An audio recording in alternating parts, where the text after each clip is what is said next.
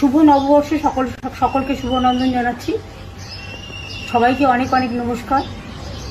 ভালো থাকবেন সকলে। বাংলার একটা ঐতিহ্য, বাংলার একটা গরিমা আছে। এটা আমাদের বাংলার নববর্ষ এবং সাথে সাথে অনেক রাজ্যেরও নববর্ষ আছে। আমি সকলকে বলবো, বাংলা সংস্কৃতি সম্প্রীতির পীঠস্থান এবং সমস্ত সামাজিক সংস্কারের, জাতীয়তাবাদের আন্দোলনের, স্বাধীনতা সংগ্রামের পীঠস্থান, বাংলা সংস্কৃতির পীঠস্থান, বাংলা সর্বধর্ম সমন্বয়ের পীঠস্থান, সংহতির পীঠস্থান। সব ধর্ম, বর্ণ, জাতি বিশেষে সব মানুষ ভালো থাকুন, সুন্দর থাকুন।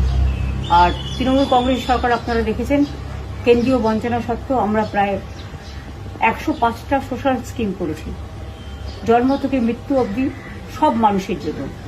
আগামী দিনও সব মানুষ যাতে ভালো থাকে সেটা দেখাই আমাদের আসল উদ্দেশ্য।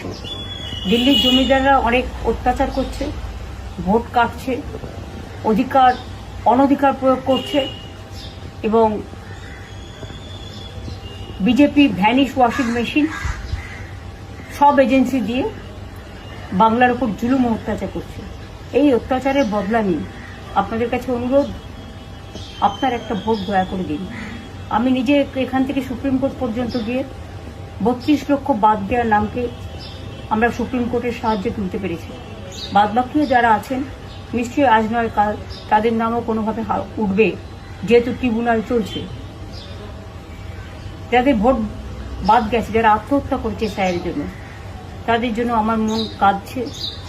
আমি জানি একটা পরিবারে 4 জন ভোট দেবে, একজন ভোট দিতে পারবে না, সেটা কেউই মেনে নিতে পারে না। তাই আসুন, আমরা দাঙ্গা নয়, রক্ত নয়, সন্ত্রাস নয়, অত্যাচার নয়, ওরা অনেক চমকাচ্ছে দিল্লি থেকে, কোনো চমকানি নয়।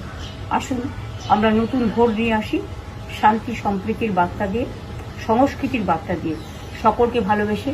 এই বাংলাকে যদি ভালো রাখতে হয় তাহলে মনে রাখবেন, গণতন্ত্রের পীঠস্থান হচ্ছে আপনার নির্বাচন, এবং নির্বাচনটা হচ্ছে, এটা হচ্ছে মানুষের একটা উৎসব, ভোটের উৎসব। সেই দিন আপনার ভোটটি দয়া করে এবার আর অন্য কোনো প্রার্থীকে দেবেন না। জোড়া ফুল চিহ্নে যে যেখানেই প্রার্থী হবে না কেন, মনে রাখবেন 294টা কেন্দ্রে যদি আমার নেতৃত্বে সরকার চান, তাহলে আমার প্রত্যেকটা প্রার্থীকে আপনারা দয়া করে কোনো উৎসব ও প্রচারে কান না দিয়ে জোড়া ফুল চিহ্নে ভোট দেবেন। সকাল সকাল ভোট দেবেন, নিজের ভোট নিজে দেবেন, আর ভোটের অধিকার রক্ষা করবেন।